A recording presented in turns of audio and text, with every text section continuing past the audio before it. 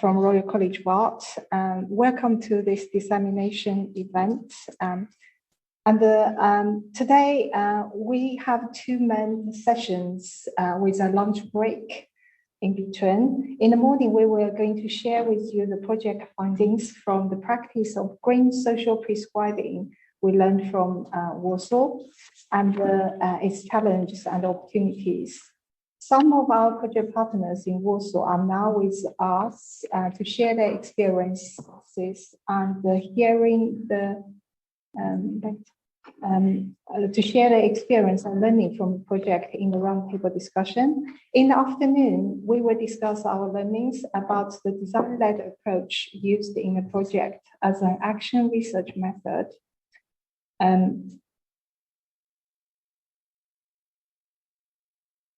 The project includes 5 key areas that we're going to talk about. The first is we're going to briefly introduce Connecting Roots project, and we will go through some key concepts and the focus of the project and introduce the methodology we used and some project outputs and the key findings. The project is based on a few concepts here. I'm going to introduce the project first. So Connecting Roots is funded by UKRI's Mobilising Community Assets to Tackle Health Inequality programme, and the Connecting Roots was funded in the phase 1. This programme supports interdisciplinary research that aim to use local, cultural and natural assets and activities to support improvements of health inequality in the UK. Our project, Connecting Roots, focuses on natural assets, parks, gardens and canals. It also focuses on a right asset-based approach that sees community members and structures are essential.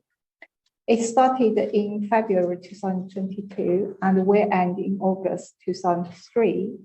It is led by Royal College of Art in partnership with a number of local CICs and organisations that include the Mankind Project CIC, Cadmore Community Garden, Active Black Country and One Walsall. The project is based on a few key concepts here. The first is health and nature. There were a lot of evidence indicate that greater exposure to or connected with natural environment, such as parks, woodlands, and beaches, is associated with good health and better well-being. That leads to the concept of social prescribing. It is a pathway to health that enables GPs, nurses, and other primary care professionals to refer people to a range of local non-clinical services to support their health and well-being. For some people, this will be green social prescribing. That with the social prescribing process, they are linked to nature-based activities such as local walking groups, community gardening, and food growing project. And there is growing NHS support to use it more widely, particularly for those with poor access to healthcare. Sometimes they always have less access to nature. The third important concept here is this VCSE, voluntary, community, and social enterprise sectors. We see, and this sector is a very important part in delivering green social prescribing to local communities in the UK. Following COVID-19 pandemic, VCSE organizations are experiencing greater demand for their services, although they are faced with challenges in growing to meet the demand. We assume that collaboration with each other would provide an avenue towards much needed growth in order to reduce fragmentation, duplication, and inefficiency. So based on that, our aim is to understand how we might support the scaling of nature-based activities for better health and well-being at a local level. It aimed to do it by developing three key project outputs. One is a vision from the perspective of community. And the second is a network with local VCSEs in Warsaw to improve sectors' collaborative impact. And from the learning, we also aim to deliver the third key output, which is methods and the tools that people can use in their future work. So we use a place-based approach to focus on Warsaw. I'm going to let my colleague Nick to introduce this further. Hi to everyone online. So Walsall is a medium-sized post-industrial West Midlands town. We have an estimated rising population of 286,700. Again, that is estimated and rising. And we have a mixture of urban and rural landscapes. Now, we have a large proportion of green space in Walsall in the form of parks, nature reserves, and woodlands. And we are actually surrounded by a green belt in Walsall. Now, although the availability and quality of the green space is actually unevenly distributed and inequitably accessed. Now, one of the key strengths of Walsall is its population. We have an ethnically and culturally diverse town. A third of the population come from ethnic minorities, and people of Indian, Pakistani, and Bangladeshi backgrounds form the largest minority ethnic groups.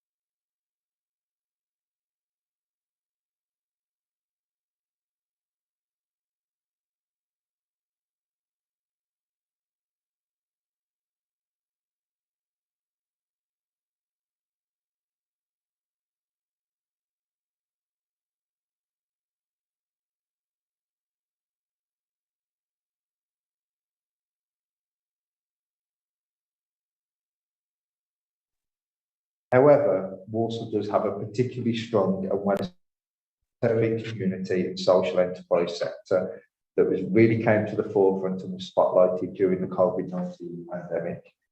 And in 2019, it was estimated that roughly 1,600 registered GCSEs were operating, a third of which focus on health and wellbeing as a primary service. Yeah.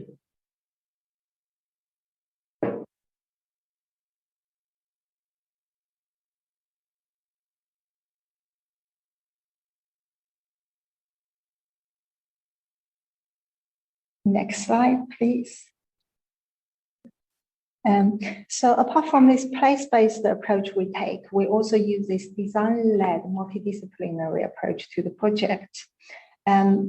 This is a very much action-based and support multidisciplinary collaboration. On the right-hand side, you see we've done lots of more traditional way of doing research. We do literature review, reviewing documents that are produced by, for example, the local governments.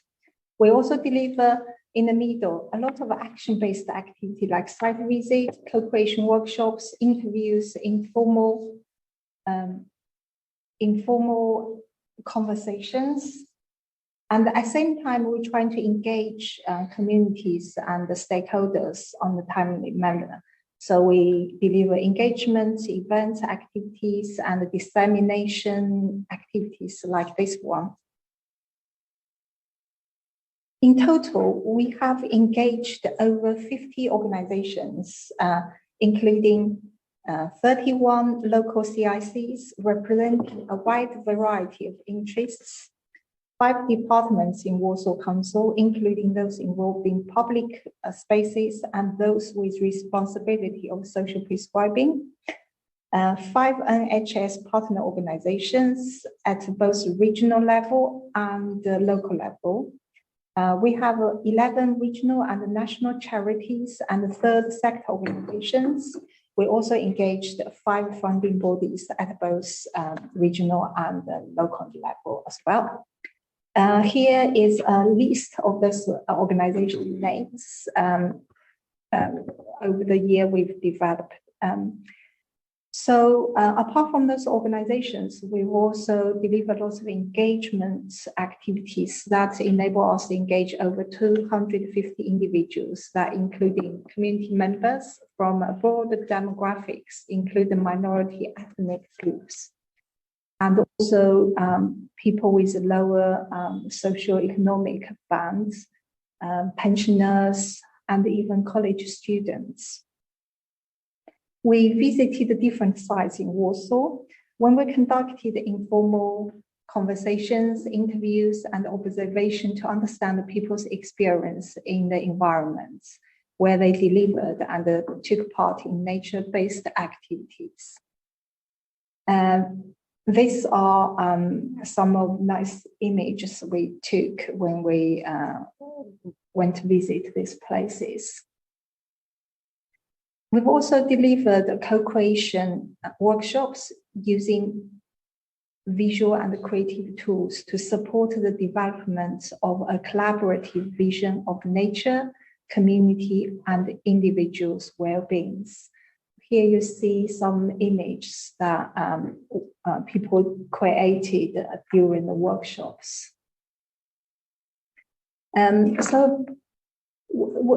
Because we are located in London, so we also delivered a range of online events, and those are some of the screenshots we took when we delivered, especially the network events. So for the past year or so, we delivered those activities that enable us to generate a wide range of outputs, that including exhibition, a film, 2 academic papers, a network, a project report, and many other things we will continue to produce. So just to show you some of the outputs here. This is an exhibition we organized in Walsall with the opening event on the 7th of July in Walsall Arboretum Cafe, and still viewable if you are around, so please go to have a look. In this exhibition, we included reporting on our findings, and we displayed some of the beautiful art and thoughts created by our workshop participants. And we invited also further engagement by the public of Walsall. Based on the workshops and the variety of engagement activities we delivered, we've also created a video telling the story of the journeys of our participants. So we're going to play this video in the next 3 minutes. I'm going to share the link as well in the chat for the people online, because it can be a little bit off. So if you want to see it from your own computer, there's a link and here's the video. What do you want on there, Jan? Quiet space or quiet space? So we've got a bench. Got a bench. Is that? Should we put Jan's bench? Vandalised bench. If you could redesign your surroundings, what would you change? What would the green spaces look like? How might they sound? Who uses these spaces and how? How would this make you feel? Welcome to Walsall. As part of the Connecting Roots research project based at the Royal College of Art, we have been working closely with citizens of Walsall to think about the future. Through creative workshops, we've been imagining ideal green spaces and the vibrant communities that inhabit them. We have explored how small changes could positively impact individuals' well-being and how this could support a more dynamic, happier, healthier society for all. Focusing around 3 core themes: nature, community, and well-being, we have discussed how current challenges or barriers inhibit equal access to some of the greenest and most biodiverse spaces in and around Walsall. The power of imagination goes far beyond the physical and visible. Our minds can envision smells, tastes, and emotions. Emotions can act as powerful tools, not only to connect humans with space and place, but also to motivate change. It has been proven that time in nature is beneficial. Fresh air and being active outdoors can help keep us fit and healthy, both physically and mentally. Public spaces that are well used also become collectively owned by communities and can support societal cohesion and encourage a sense of togetherness. Now, more than ever, we need to reassess our relationship with nature. In towns across the UK, green spaces are underutilised and underappreciated. Soil, but unfortunately we're not very good at looking after the soil.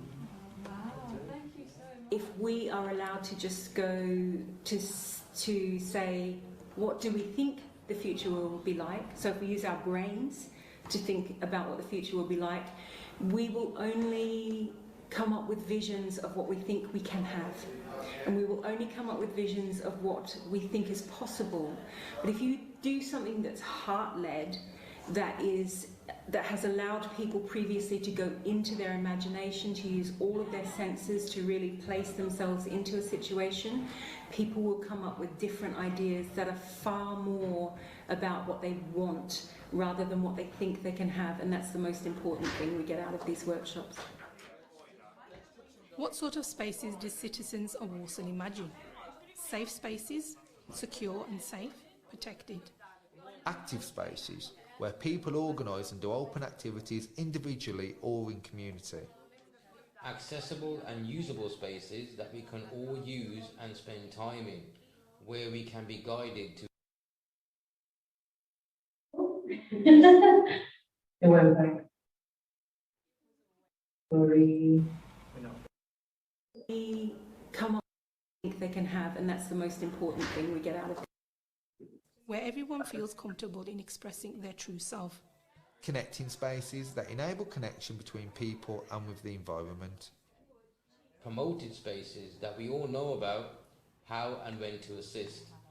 People-centred spaces where the ways they are created and made available are coherent with the community's needs. Nature caring spaces, where nature is unharmed, valued and admired. What would you like to see in Walsall? Thanks to all the citizens of Walsall who have taken part in our creative workshops. Your words, discussions and visions are the first step into realising the future potential of our wonderful home. A future that is about communities and nature mutually benefiting through one another for a healthier, flourishing society and planet. We want to continue our work in Walsall and other communities to keep imagining what the future could look like and taking steps to get there together. This is the future of Walsall. This is our Walsall.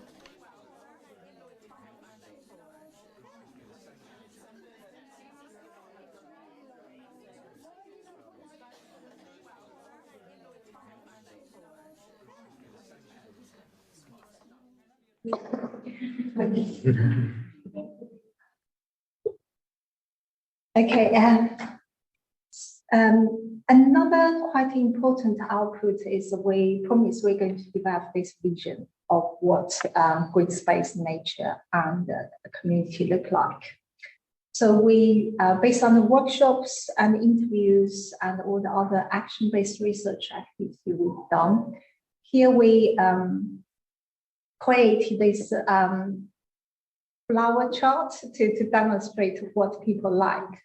We'll continue working on this and we'll be included these key findings as like in our final project that will come out very soon. The project also deliver this connecting roots network.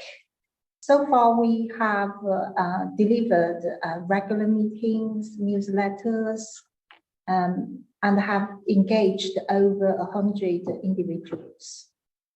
The project, once the project is over, we will expect the local partners, including Mankind CIC and the Healthy Space teams in the Walsall, for example, to take this network further. We've also, as a part of the research project, we've also delivered 2 academic papers. Both have been submitted, and we are doing the revision, just aim to publish by end of this year. One focusing on green social prescribing in Walsall, present this as a case study, submitted to the International Journal of Environmental Research and Public Health. The second paper focusing very much around the methodology we use, a design-led approach. So the title is Design for Social Imagination. That is submitted to a design conference coming very soon in August, in November in Milan. So based on what we've submitted so far, I'd like to introduce Mary, our postdoc researcher on this project, to explain what are the key findings from the project so far. Hi everyone. The key findings from the project concern the challenges and the opportunities facing green social prescribing in Walsall, and these fall into 4 main areas, which I will briefly touch on, and they're shown here. Each slide has the findings, but I'm going to compress these further. I'm not going to read out the slides for you. So the first set of findings is about nature, blue and green infrastructure. And the key finding from this really I can encapsulate by saying neither awareness and knowledge nor access to the benefits of what nature can do for us are shared equally across communities in Walsall. So there's inequality in those. The next one is about nature-based activities. It's not just what nature can do for us. There are many brilliant BCSEs in Walsall whose aim is to care for nature and help their community to learn and find well-being this way. However, they're not always connected to green social prescribing systems, and in addition, these BCSEs often share many of the same challenges. Then in terms of green social prescribing, despite wide enthusiasm for green social prescribing, some challenges impede its scaling. Using design mapping, we found that Walsall has 3 main pathways to social prescribing and some others as well, which has benefits in terms of coverage, but also challenges in how to integrate these systems and create holistic cover. I know our guest, Helen Billings, will have a particularly interesting take on this in a few minutes in the panel discussion.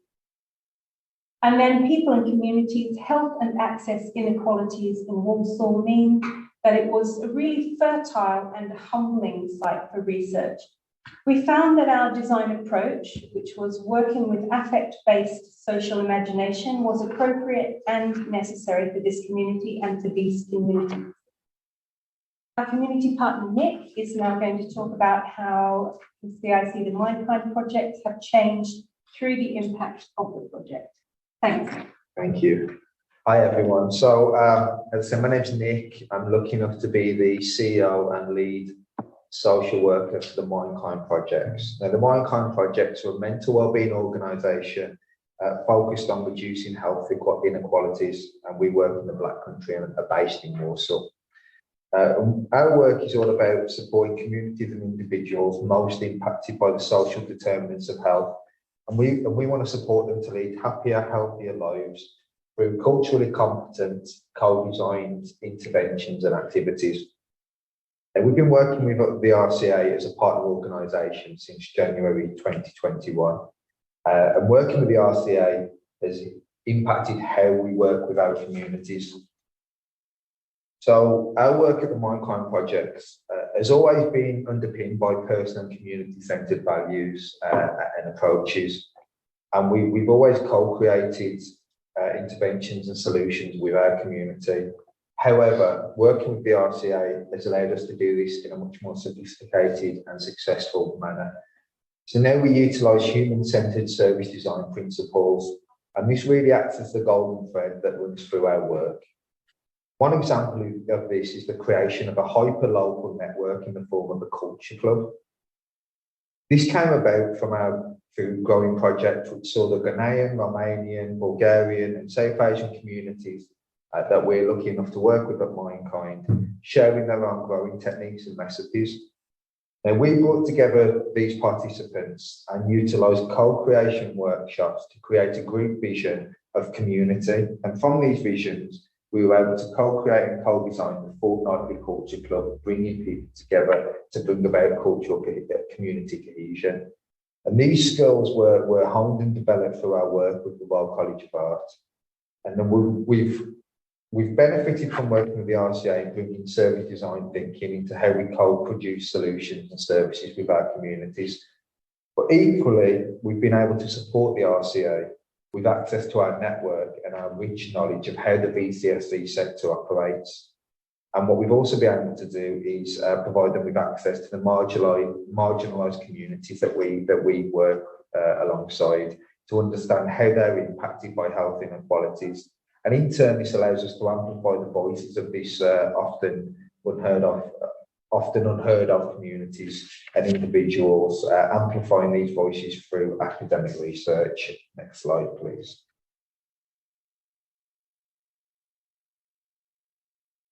So what we've been able to do is fully explore and understand the deep impact that more equitably accessible green and blue solutions can have on an individual and population well-being. And we've also been able, through this work, to get a deep understanding of the barriers that communities we serve at Mindkind experiencing in accessing nature for well-being. And this has impacted, as I say, the way we work here at Mindkind.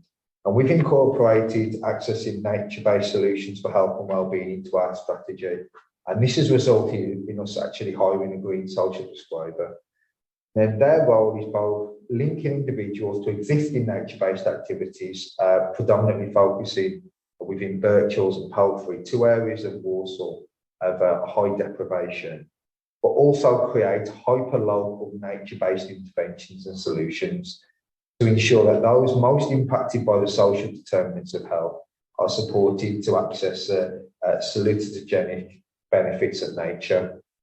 One of these solutions that's been created include hyperlocal targeted walking groups, including a South Asian women's walking group around Birchills and the Fathers Stroller Walk.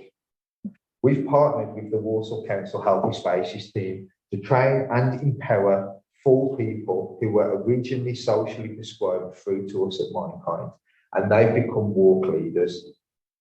Now, what they've been able to do is they've been empowered to access training, and now they actually act as role models for communities and individuals to access nature for well-being. And in doing so, we have directly addressed some of the barriers uncovered during this research by providing bus passes for travel and speaking to the Healthy Spaces team to look if we can get CCTV turned on in and around our walking groups, because safety and transportation were 2 massive barriers uncovered during this research. We're also currently in talks with the council to access more land within the highly deprived Birchills and Leamore areas to offer more nature-based solutions for well-being. And this is an area that severely lacks suitable community assets. Next slide, please. So as you can see, looking at green social prescribing and nature-based solutions through a service design lens has really had a big impact on the organisation at the Mindkind Project CIC.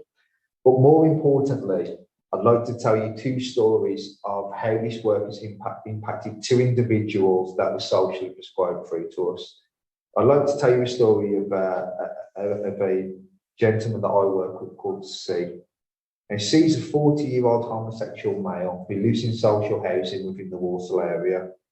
He was, and I have to say was, under a secondary mental health team, diagnosed with emotionally unstable personality disorder and stress disorder. And unfortunately, he was the victim of severe domestic abuse and sexual abuse.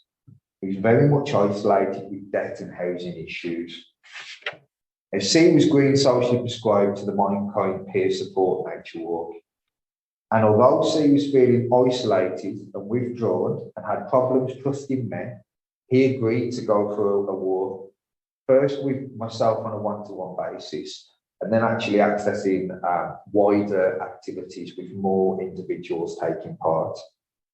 And walking and talking together in nature, and I think that's a real key component here, really helped build trust.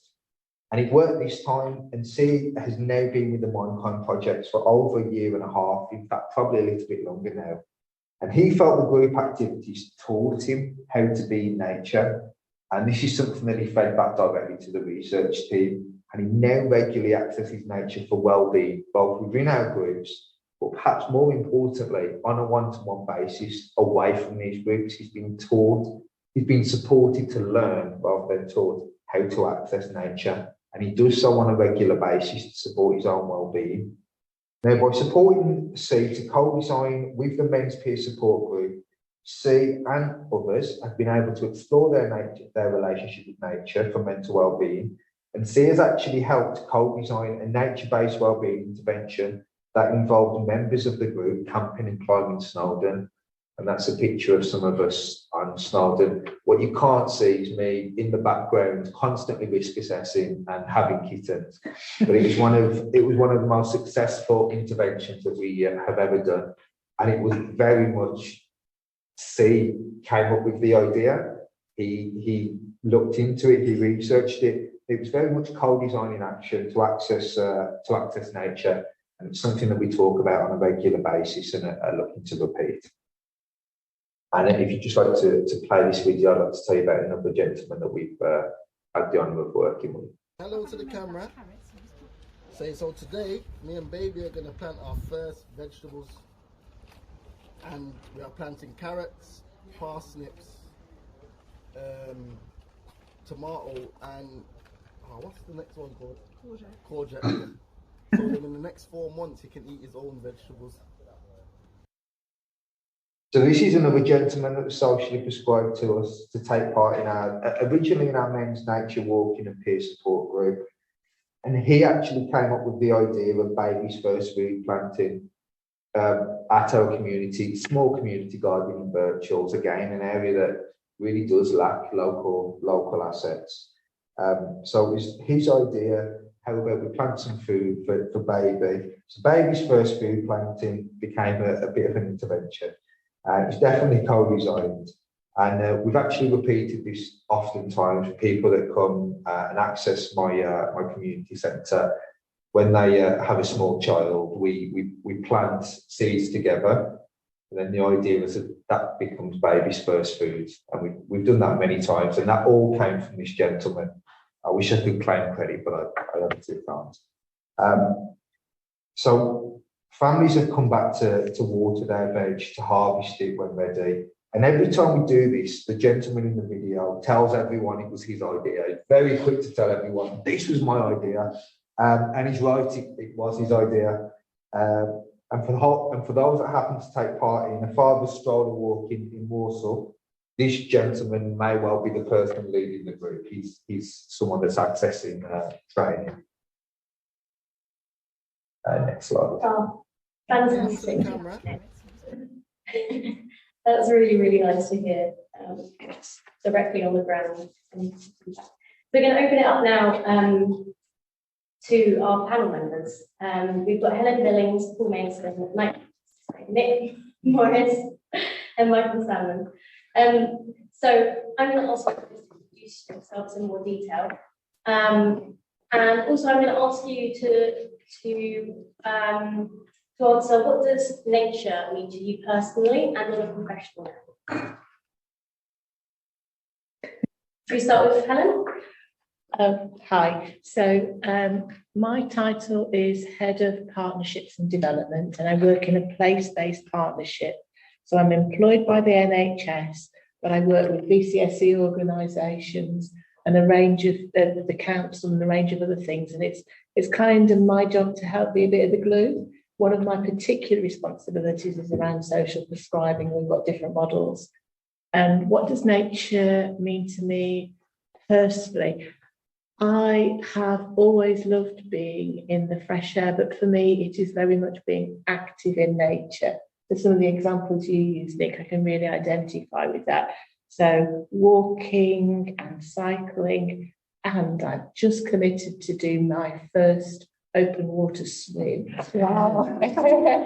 So I'm thinking that's hardcore for an old girl. So, and then I think professionally, I think there's something about coming from a statutory organisation, bureaucratic, etc., to help. I think Nick talked wonderfully about how there is so many health inequalities in Walsall.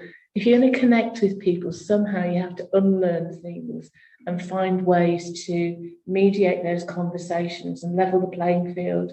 And I think nature and some of the fab work that different organisations do really helps with that. So it's kind of unlearning some of the science that I learned professionally. Yeah, so hi. So yeah, my name is Nick Morris. It's spelled now. For those joining online, no wonder I work in mental health. It was crossed to bear. So my background, I'm a registered mental health social worker, and I am the co-founder of the Mindkind Projects, CIC, as you've already heard, and I am honoured and privileged to do some amazing work in and around Walsall and beyond with many different communities that involve doing silly things like climbing up Snowdon and camping and constantly risk assessing and walks and all sorts of really lovely stuff that I'd like to think has real measurable outcomes, positive outcomes. Now, what does nature mean to me? Personally, I think it gives me perspective. It's very replenishing, as you can imagine. Working in the VCSE sector, I'm sure Paul will definitely touch upon this. It's not always easy. It's always a pleasure, but it's not always easy. And for me personally, just being able to go out in nature, go for a walk, very occasionally doing an open swim as well, very occasionally, really replenishes me. And when the well is running dry, nature is what I use to replenish it. From a professional perspective, I think it's probably underselling nature to say it's a bit of a tool, but that's certainly how we use it. It's as Helen said quite beautifully, it's a great equaliser. I utilise nature a lot in my work. If I meet someone on a one-to-one that are feeling hesitant about meeting a social worker, and who wouldn't be, we go for a walk in nature. We don't sit opposite. It's a real great equaliser. I use nature for a lot of my interventions, and yeah, it's a tool and an asset that I use professionally and personally, and it's something I'll certainly continue to use. Yeah, thank you, Hugh. Should we move on to Michael? Yeah, sure. Hi, folks. So I'm Michael Salmon. So I'm the Head of Insight Health and Wellbeing at Active Black Country. And we are funded by Sport England to be the strategic lead for physical activity and sport across Dudley Sandwell, but Walsall as well, and in Wolverhampton. And my role, I guess, is to engage with the health sector to enable pathways to activity and, where possible, support the workforce as well in terms of incorporating physical activity into their suite of many options that they can use to support people to be more healthy. In terms of what nature means to me personally, I guess it's just something that I seem to want increasingly more of and get increasingly less of, which I think having two small children kind of contributes to a little bit. I was just telling some of my colleagues I lived for 4 years just down the road in Croydon, and when I was there, I needed nature more than anything, and to escape when you're in that kind of urban built-up environment. Me and my partner, we needed to escape it quite a lot and kind of explore the local countryside, and I took up bird watching, interestingly, and that's something that kind of I still like doing to this day, but never quite get enough time to do it. But hopefully, as my children get older, I'll be able to kind of get them interested into it as well. Professionally, put simply, it's a huge opportunity. A lot of people see the Black Country as purely urban, and that they're objectively wrong about that. There's lots of kind of fantastic green spaces in the Black Country, and it works as well in terms of helping people to be more active. So the Black Country is the most inactive part of England. It's not the greatest thing to be saying about the area, but it is a fact. Every year we get the survey results, and the Black Country is always right at the bottom of there. It's reflective of the levels of health inequalities that we've got and the levels of deprivation. It's almost right. It should be bottom to a certain extent, given all the kind of intersectionalities that are going on there. But the kind of our green spaces are our opportunity to address that. And we know it works from the information that Nick was just given, and there's lots of other examples as well, where this sort of intervention is being built into social prescribing pathways.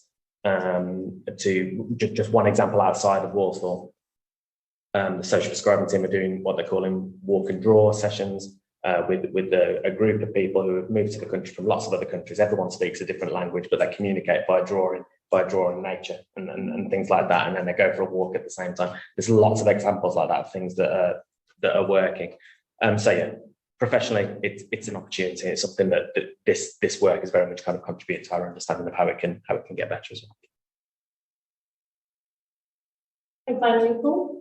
Hi, I'm Paul Mason. I run Gossip Green Acres Community Garden. It was set up 10 years ago as a way of initially as trying to engage the local community and adults with learning disabilities as a way of trying to tackle prejudice about. But it's grown from that. We've got plots we let out to the local community. We've got groups and organisations growing their own food. I run a volunteer programme for the adults with learning disabilities. Got 18 of them who attend every week. And we're now going out, we do garden maintenance service, do people's gardens. We grow our own vegetables, we sell to the local community to encourage them to get involved in healthy eating, show people where food comes from, physical activity. So it's grown really, and it's moving on. What nature means to me, it's a place where I get out to recharge, to refocus myself and relax really.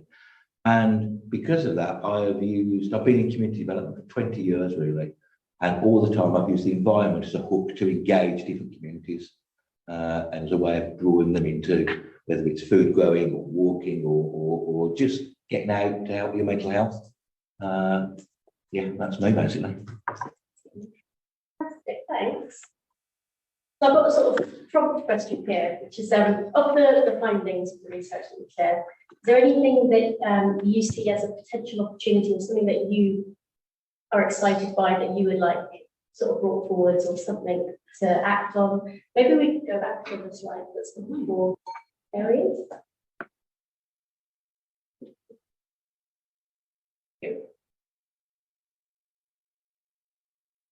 Shall I start? Yeah. The first one that jumps out of me, I can't remember which of these four. I think it was in section 3. It's that people don't.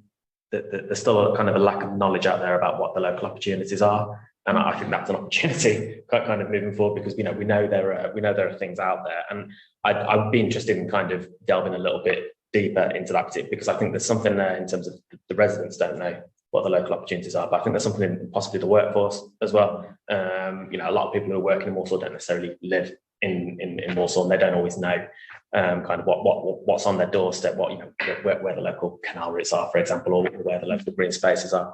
So I think there's potentially a kind of opportunity to explore that a little bit further.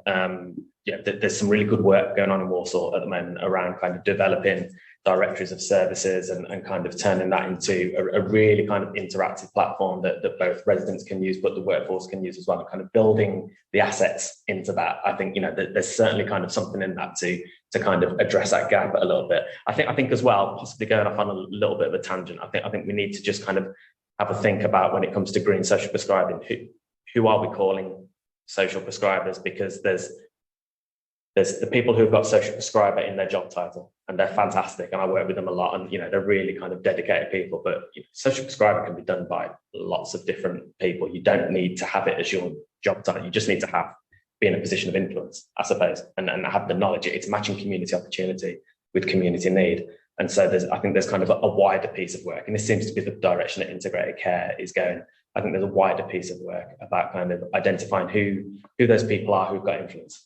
Faith leaders, for example, or other people working in the community who can do some of that signposting as well, and kind of bringing them into the fold. That was my first thoughts when I saw the slides. Yeah, I I completely agree. The use of role models in any kind of mental health and well-being interventions, particularly when you're working with those most impacted by the social determinants of health, lots of the research tells us how important role models are.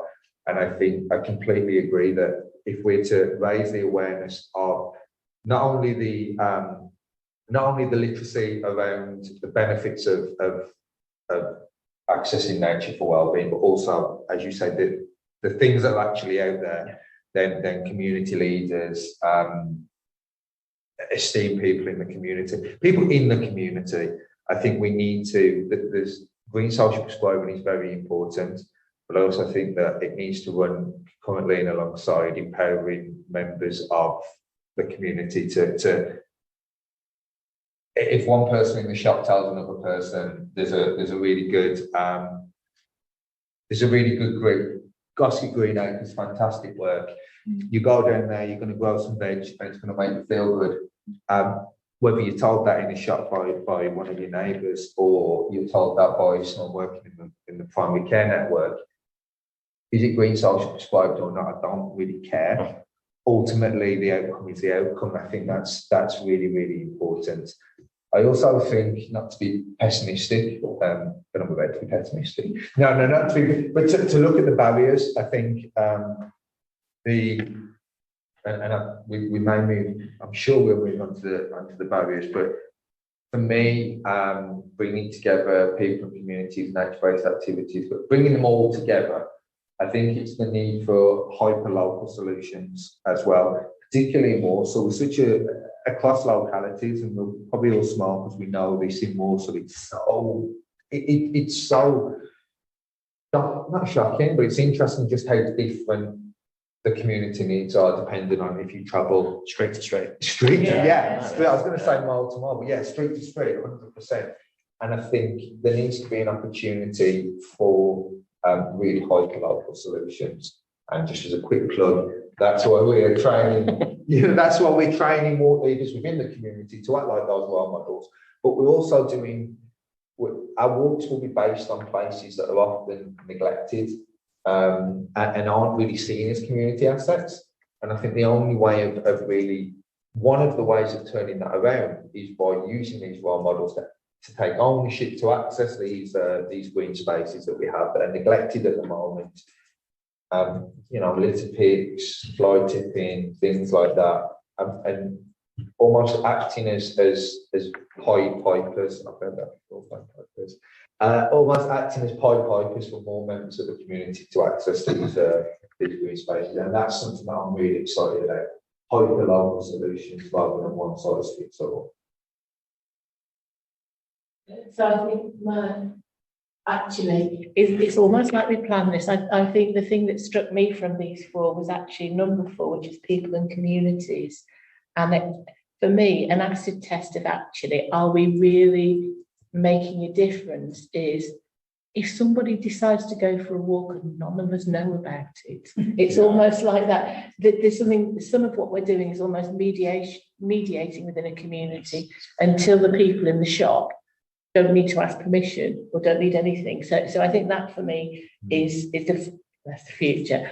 The other thing I thought, and it's more what you were saying, Nick, that I hadn't really appreciated, which is actually the contribution to community cohesion. So that point about Walsall is a series of villages with, drawbridges and moats between them. Actually, there's something about your culture club, love the title, how 80s, that I hadn't really, when I'm thinking about social prescribing, I'm probably thinking about it in too linear a way. And what you're doing is broadening that out there. And I think there could be some really exciting opportunities there, which I hadn't really appreciated. Do you have a mix of people in your area? Yes. Goscott is very white working class. All right. And we do have a few Eastern Europeans, but it's very white working class, my area, which is different to other areas of Walsall. Completely. Yeah.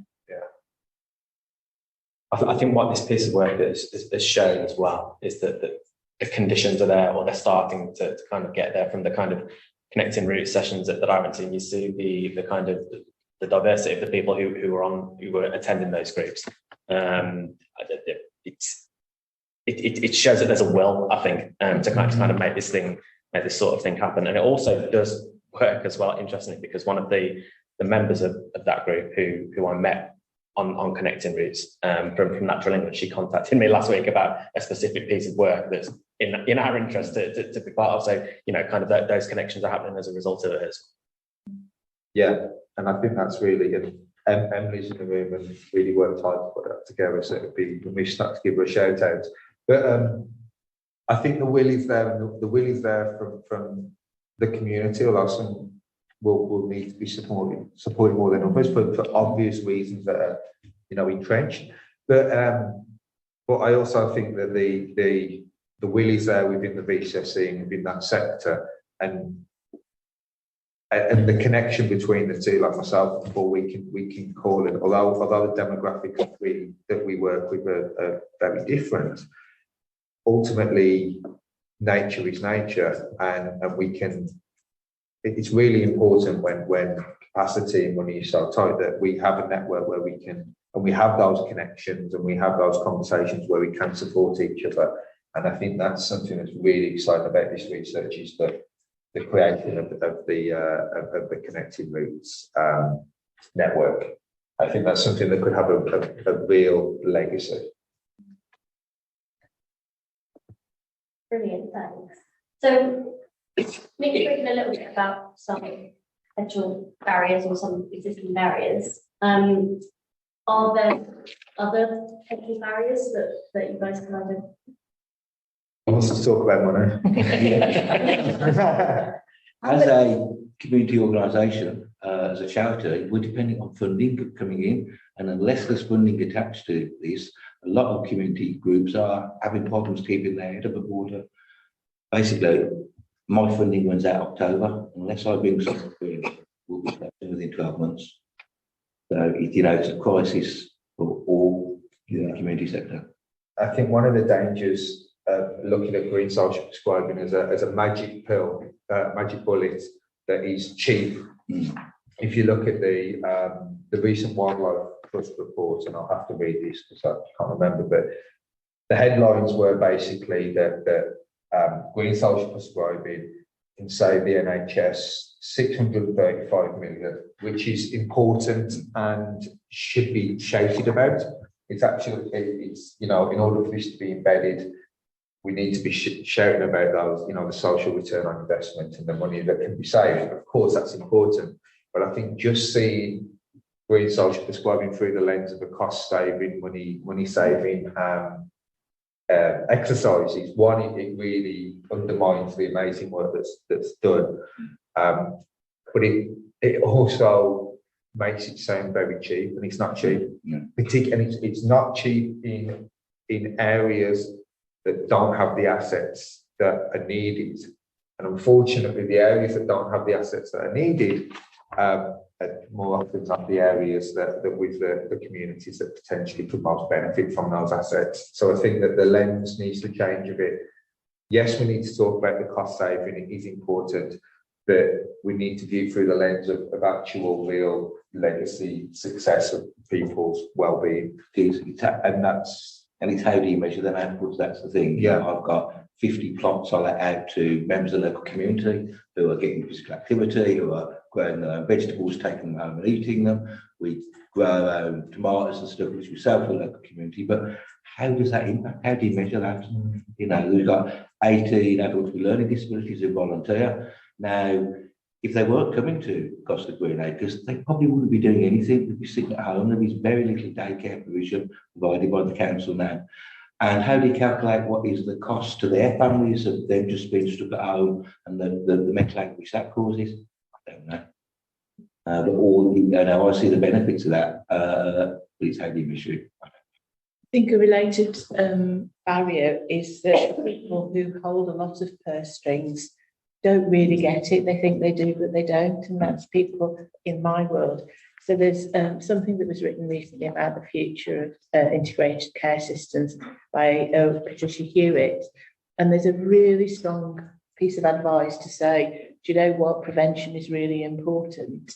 And I'm having those conversations in rooms with people who say, yeah, but we can't not do this. And it's trying to help people think differently, because often they're the ones with the power and the resources.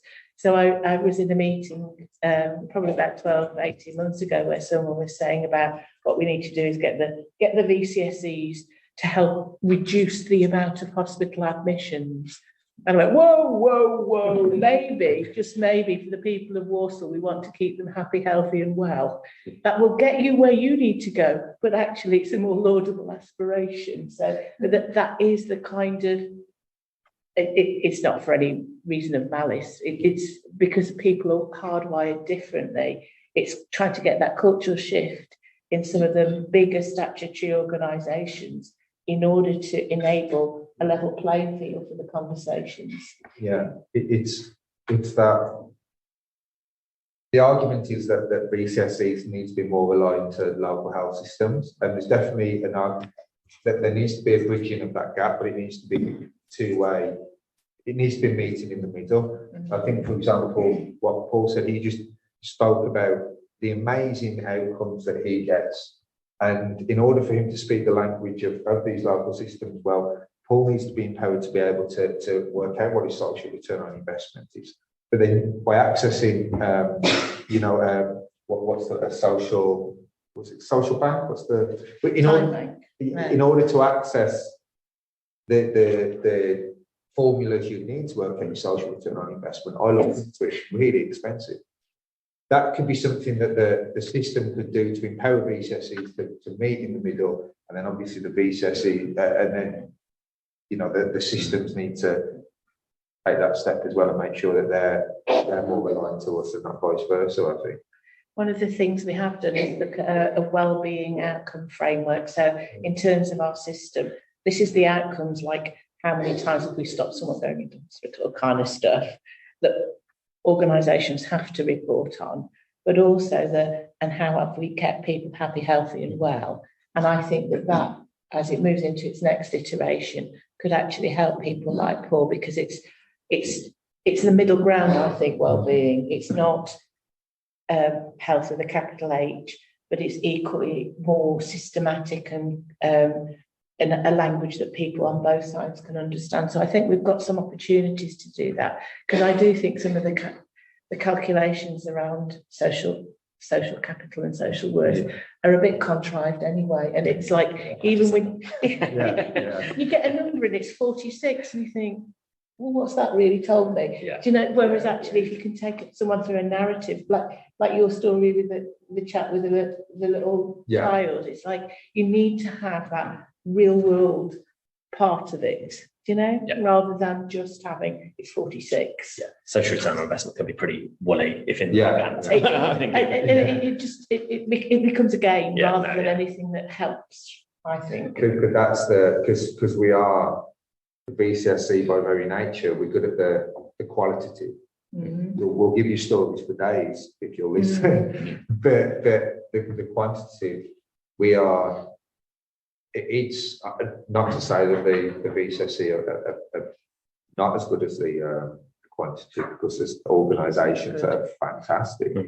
I'd like to include myself in that, but we need to make sure that that's a level playing field and that VCSEs are supported. I think just one of the other barriers which we haven't really touched on, we've got these fantastic assets and lots of green space that I talked about, but kind of what we might think is fantastic, not everybody else does, and there's quite a fair amount of fear of crime in terms of using some of these spaces. But across the Black Country, particularly in Walsall, and not everybody is comfortable. Not everybody's comfortable using them. I was running a project just last year that was trying to get people to increase their walking in Wolverhampton, and we set people tasks, and we asked people it was a group of women to do a walk down a canal route in Wolverhampton, and lots of people dropped out. And so we did a focus group of the people who dropped out, and we asked them why. And again, just don't feel safe using it. One person was quite vivid in their description. Said last time I used a canal, it's a gentleman threw not a gentleman, but threw a can of lager at my head, and that's quite a vivid picture when you think of it like that. Well, yes, of course you don't want to use it again, and so I think there is a need when we're having these conversations around social prescribing and just more broadly getting people more active and healthy. We need to kind of have a kind of system-wide approach where we are engaging with community safety, we're engaging with the violence reduction partnership, police if need be, town planners when we're talking about kind of lighting and things like that in the area. It requires a whole system approach, and I think kind of integrated care is moving in that direction. But it's wider than just that. It's kind of being able to get all of the stakeholders, because there's lots of reasons why people don't necessarily want to use a space or an asset, and it's about kind of getting into the skin of that as much as we can as well. And that for me links into the cohesion as well, because there was a formal report written by someone who will remain nameless in Walsall, where it was talking about one of the problems in parks is the youths. And I thought, so who are the parks for then? And actually there may well be people, elderly people who have these experiences, not just beliefs. However, it's kind of like we need to be really mindful of our language. You talk about intersectionality, and I'm kind of thinking, wasn't a fan. Yeah. I think so. It's going back to this design of parks as well and open spaces. I was involved with a set up a friends group, Friends of Swannie's Field. It was a local park. It wasn't being used, it was attracting antisocial behaviour. And the main reason was there was lots of trees and shrubs planted around the outside, so people couldn't see into the park, so people were wary about using it. And basically, we got the local friends group, the local residents, and we just cut down all the bramble bushes, thinned the trees out, and opened it up. And it had an amazing effect. As soon as we opened the park up and people could see onto it, the local residents started to use it. They didn't mind the kids going onto the play area because they could see them from the houses. The police were happy. They could drive past and see antisocial behaviour without having to stop. And the park has really become active. Swanniesfield is now used by a running club. We've got sculptures, and by engaging the community, getting them involved, there's a sense of ownership of people starting to use it. So it's about design, making these places welcome. Yeah, really good. And that's such a simple change. It is. Yeah. So effective. Brilliant, thank you. So we've spoken a bit about how our findings can link in with the sort of wider strategy for Walsall, but and also Black Country. But what do we think nationally? How our findings could link in on a national scale? I mean, it's definitely in line with the NHS long-term plan, obviously moving towards community assets, partnerships with third sector, and community service redesign. It's definitely in line with the broader strokes of kind of policy.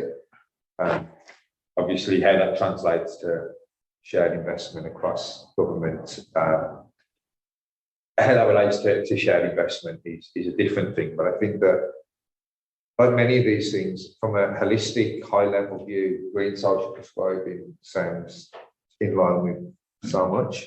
It's very difficult to argue we will support people to access nature for well-being. How do you argue against that? But then although it's in line with the strategy, it's where the rubber meets the road, I suppose. That's always the difficulty. I think for me, there's a note of caution there. So sometimes what happens is there's some fantastic work. You talk about hyperlocal, this street as opposed to that street, really fantastic work. People will take it on nationally, say this is a great idea and this is how you need to do it, missing the point completely. And so there's something about national policymakers can kind of not get in the way of it. So for me, there's almost like can we keep them out of the way for a while until we've really worked through exactly what that means and how it can work well in an area like Walsall before we have that kind of diktat. But if only you would do it like this, and you've got everyone to fill out a form in triplicate, and it's like, no, that's not what it's about. Yeah. So I'm a bit cautious about national. I think coming at it from a kind of physical activity perspective, which I have to do really, it aligns almost perfectly to the kind of national strategies, both in terms of kind of the government strategy, but also Sport England strategy around supporting people to be more active for physical and mental health. So, helping children and young people and families to access more opportunities. Absolutely. Exploring how we can use physical activity to address wider health outcomes. It ticks all of those boxes. And kind of like Nick was saying, it's not hard to make a case for this. It's the right thing to do. And if from our perspective, we can access something that helps support people be more active, then we're all in. So, I think kind of across the sector, and everything seems to be going place-based as well, in the work that we're doing, both in terms of health, certainly in terms of physical activity. So it all seems to be going in that direction. I think from a local authority perspective, Walsall's looking to be a well-being borough, which sounds lovely. I'd like to live in a well-being borough. The recent Director of Public Health, the latest reports in Walsall, they've pinpointed accessing nature as a key measurement for well-being. So even on a Walsall level, strategically, it's very much aligned. I think the difficulty sometimes is where strategies meet each other. So we may have a strategy for accessing nature for well-being and what that looks like, but then we also have to have a strategy for building homes. And we also have to have a strategy for discharge from hospitals. And we also need to, so that's the difficulty somewhere is just where the synergy between these strategies sometimes. I think that speaks to what I think you were talking about, Helen, and I think what we've all mentioned is how synergistic this can be with lots of other things. We just need it meets so many different strategies I'm sure I'm not even aware of, but I'd be able to find a link between them.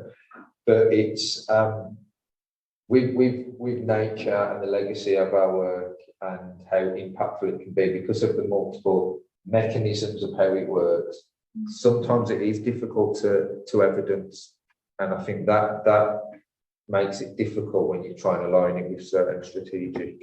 It's because it just Green Social Prescribing and accessing nature really passes the gut check, which isn't very good when you're trying to report your outcomes. It just passes the gut check. I'm never going to get any funding for that, but I think that it's difficult when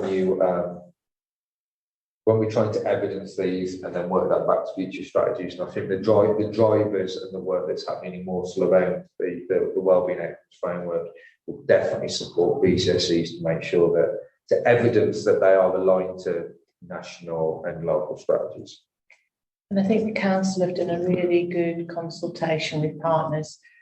We are Walsall, so having a vision for 2040. So there's a long-term ambition, and they've got the right people in the room having some of the right conversations already. So I think the cohesion strategically in Walsall, that's not national, but in Walsall, I think we're ahead of the game to be able to pull some of that together, and people can do the horse trading at the highest level.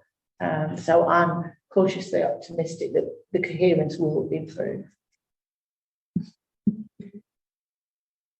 So we've just got a couple of minutes left. Are there any final comments? I mean, just from my point of view, it's been a really interesting kind of piece of work to be involved in, and just incredibly timely as well, given kind of the fact that our sector is really kind of embracing social prescribing, possibly too much, seeing it as kind of some sort of panacea for everything, which it's not. I think it's part of this. It's part of the solution.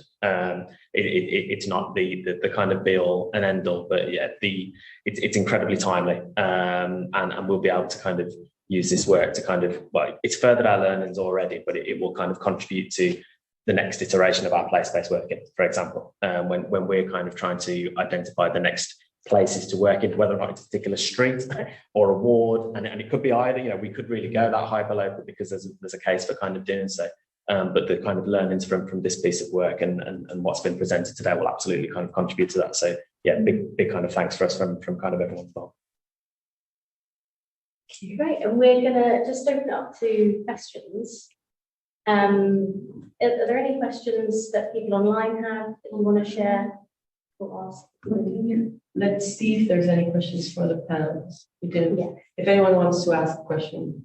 Or equally, maybe good panelist questions for the Connecting Roots team or vice versa. Okay. Do you feel hopeful for the future? Just get really big in there. Wow, this is just in general. Or, wow.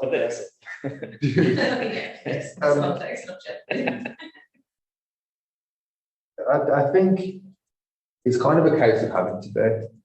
I think doing the kind of work that we all do.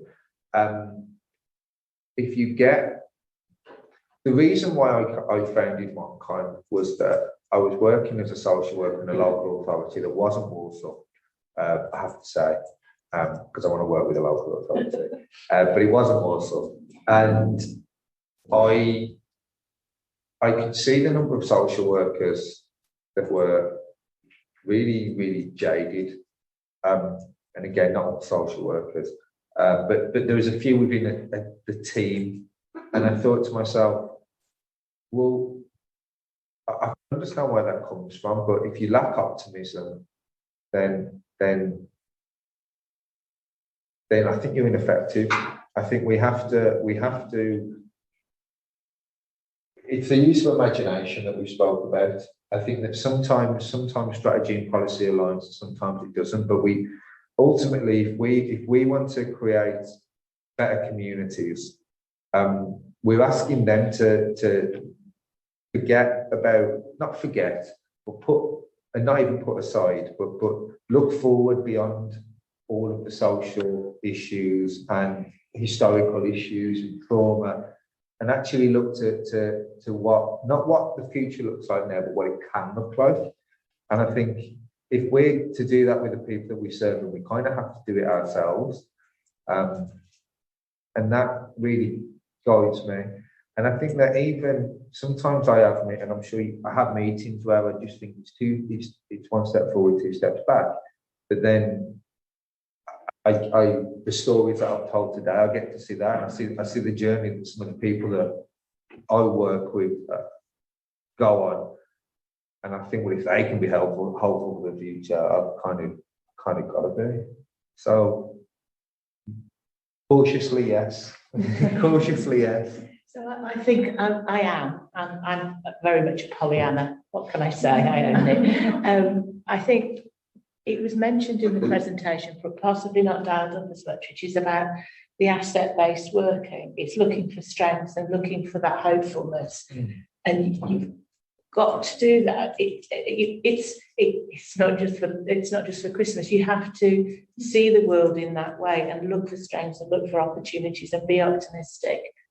And then there's another senior manager in the NHS said to me, never let a crisis go to waste. And there's something about COVID that changed the way we, in the NHS particularly, the way we work, that exposed some of the things that didn't work. And that there has been a lasting legacy. There's been a whole raft of dreadful things, but there is a lasting legacy. And even with the cost of living crisis, people coming together in warm hubs, isn't it tragic that people have to come together because they can't afford to stay warm? But what a sense of community and what an opportunity. So there is something about flipping it when things aren't great. How can we actually make that turn that into an asset? And I guess people can't afford food. They're more likely to come and join your stuff, aren't they? Yeah. So there is a hopefulness and part of the deal of doing this kind of work. But actually, I think there's some genuineness for me. I'm hopeful just because the you're sitting next to me and it just rubs off on me. No, there's a sense of the Black Country kind of collectively getting its head together over the last few years in terms of the way it addresses certain things. And I'm coming at this from a physical activity perspective, but 5 years ago we wouldn't have worked with a group like my kind. It just wouldn't have happened. We'd be working with our leisure operators or places that are kind of more traditional to be active, and that there's kind of almost a collective recognition now that the people who people who are inactive because there's not an offer for them, and we need to kind of work at the best way of reaching them, work with the organisations who've got reach into underrepresented communities, and there's more of that now, and we're seeing the fruits of some of that now. So yes, I'm hopeful for that reason.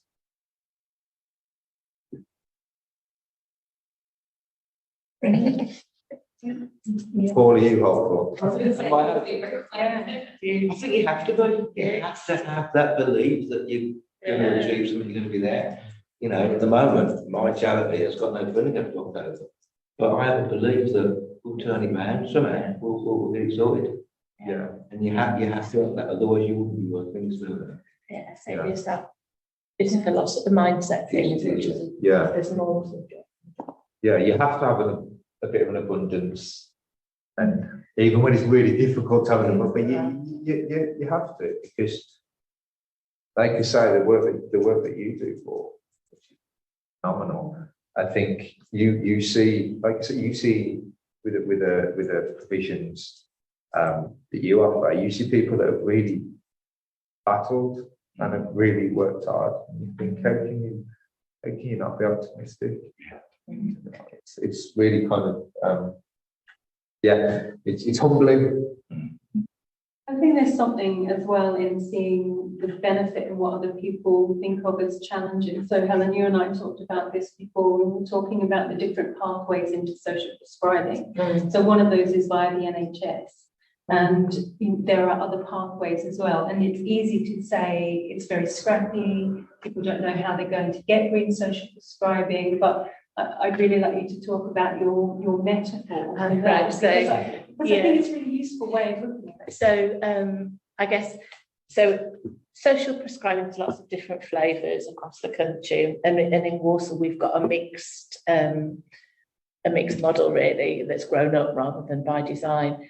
And I think that sometimes social prescribing, when it sits in a statutory organisation, is like a really big supermarket, well organised, there are aisles and there are signs and you know what's happening and they're about the purpose. Whereas sometimes I think the social prescribing in the VCSE is like a market. It kind of grows up, and actually the people from Eastern Europe move into Walsall. Can you guess where the first place to sell Polish sausages would be? Would it be the supermarket or would it be the market? And there's something about the people in the supermarket can look down their noses at the people in the market and talk about health and safety and all of those kinds of legalities. And the people in the market can look at the supermarket and think, you're taking our trade away. And there's a tension and there are strengths to both. But actually, for example, if you were visually impaired, you'd much prefer a supermarket because you would be able to navigate it, whereas a market, it is kind of tricky. So there's something about that. There are strengths to both, and there are ways of learning one from each other. What often happens, however, the supermarket thinks they've got it right, and the street market will kind of just stay under the radar and not necessarily engage. Yeah, I think maybe a question for all of us, because this is a research project. So we have almost the outputs to satisfy the research remit. Same times we want to create this local impact, we want to do something positive at the local level.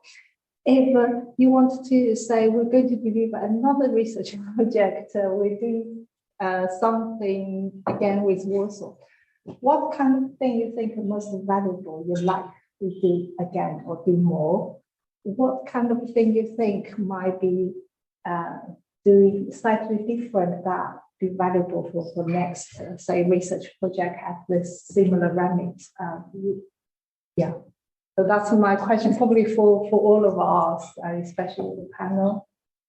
I think obviously we're looking at this from a service design perspective. I think how we can, obviously one of the things with green social prescribing is that it's arguably in its infancy, although you could say that it's a reiteration of previous things. So the evidence base needs to be bolstered. But I think exactly like Helen spoke about earlier, how do we make sure that we do that but don't lose the beauty of the VCSE? So I think what we're really interested in is how we can use a service design approach, empower BCSEs to gather the evidence that they need to, but not lose what makes them big CSEs. I think that would be interesting. Super interesting. Anything? So I think you and I've had this conversation before. I think there's something really, I think maybe more effort and energy in understanding BCSEs and for them to define how they operate and how they could operate better. Maybe the third stage would be and how they relate to statutory organisations and large-scale funders, if that makes sense. So how can you guys help me do my job better? Because it's all about me. but there's something about that. So the strategists and the senior politicians and the leaders understanding what you just said, Nick. And I think for me, that could move us all. You talked about, was it someone talked about scale and spread? In terms of scaling and spreading, I think that could be a really, what does that look like? Who are the people we can influence? Where is it working well? I think that could really move all of this further at scale and pace if you get that bit right. I think that's definitely, I think, the very valuable thing we could do. Because this particular project focuses on VCSEs, to support VCSEs. But I think we do notice like you almost can't separate VCSE out of the context, especially the local support, the community, as well as the local governments, the central NHS, even libraries, a healthy team, all of those kind of support you have. So yeah, super kind of interesting, looking more systemic way to explore that issue. Is there anything, maybe Paul or Michael? I think I'm not sure it's a research project or just something that we should be doing. But it goes back to my point I made earlier on. I'm always interested in the workforce side of things and try to get a better understanding of what the actual capacity is out there in terms of kind of cascading these positive messages about nature, about the environment and signposting. So, who are the people that we need to be working with outside of the kind of traditional paid workforce, I suppose, who are in a position to put these messages across. We did some really interesting work in Wolverhampton with faith centres, where we were working with essentially faith leaders during COVID. We were funded to put on activities within faith centres, but obviously we couldn't do indoor stuff, we couldn't do things in groups. So instead we upskilled the faith leaders and gave them the kind of requisite knowledge and information and skills to a certain extent to use their weekly online addresses to talk about the virtues of being active and getting people to go out and be more active and challenging people who are listening to go out and use their, however long it was we were allowed outside the day, to go around the local park and things like that. And they did. Around about something like 90% of the people who were advised were as active as recommended. And there's something in that in terms of identifying who are the role models, who are the trusted people out there who are in a position to signpost people to these fantastic assets and these fantastic spaces. Again, I'm not sure if it's an academic piece or just something that should be business as usual, but I think there is something in that. Yeah, I definitely see a research opportunity there. It's almost like a changing behavior, like how you kind of guide and lead the people through the journey. So what you're talking about actually is so important. It's almost like the research opportunity we're trying to identify there. So yeah, thank you. Is there anything more like to add on? No. Brilliant. So back to Kevin. We're on time for the first session. Yeah, so people online, please join back at 2:00 if you are available. We're going to be talking about design-led approach to research, and we're hearing from our fantastic guest speakers. And yeah, just want to thank you, everybody. The panel member has such a great kind of interesting discussion there, and also the team. I really appreciate the team, the efforts putting this event. And I like, probably you would not saying Emily, probably some of you online probably know, although Emily has left the project, but has been instrumental for the delivery of the project. And so in the afternoon, we are going to focus on a slightly different topic, which is a design-led approach. This project is slightly different from a more traditional research project. We emphasize the use of design-led approach. That's not just to help us to develop the overall methodology of the research project, but we also use it as a capacity. We introduce that to our partner organizations in the hope that be useful in some way to help them with their development of services as such. So in the afternoon, we're going to unpack that a little bit more to share with you our learnings. And we have two amazing guest speakers join us. So we probably will introduce in the afternoon, leave that. So thank you so much for joining us. Join us at 2 o'clock again.